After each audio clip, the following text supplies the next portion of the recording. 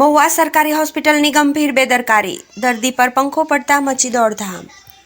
મહુવા શહેરની નવી બનેલી સરકારી હોસ્પિટલમાં આજે એક હૃદયદ્રાવક અને તંત્રની પોલ ખોલતી ઘટના સામે આવી છે। પોતાના નાના બાળકને સારવાર માટે દાખલ કરનાર એક મહિલા દર્દી પર અચાનક ચાલુ પંખો તૂટી પડ્યો હતો।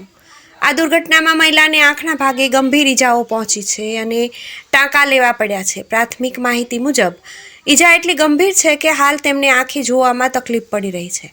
નસીબ જોગ આ ઘટનામાં માસૂમ બાળકને કોઈ ઈજા પહોંચી નથી, પરંતુ સવાલ એ ઊભો થાય છે કે જો કોઈ મોટી જાનહાનિ થઈ હોત તો જવાબદાર કોણ?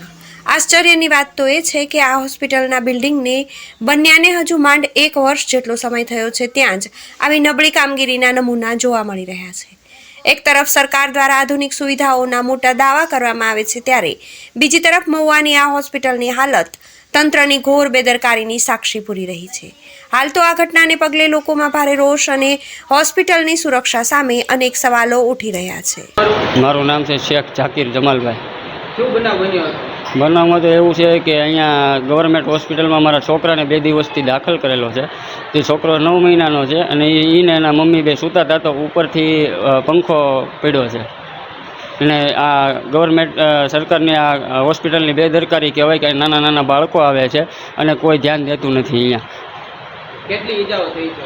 ઈજાઓ મારી ઘરવાળીને આંખમાં વધુ લાગેલું છે, ટાંકા આવેલા છે અને અહીંયા જે ડૉક્ટરોના જણાવવામાં આવ્યું છે કે ભાઈ મેં કીધું આંખના ડૉક્ટર તો કે આંખના ડૉક્ટર રજા ઉપર છે તો આજ નહીં આવી શકે, કાલ સવારમાં આવશે। તો કાલ સવારમાં આવે તો અહીંયા અને આ દેખાતું નથી એક આંખમાં, તો હવે જવાબદારી કોની આમાં?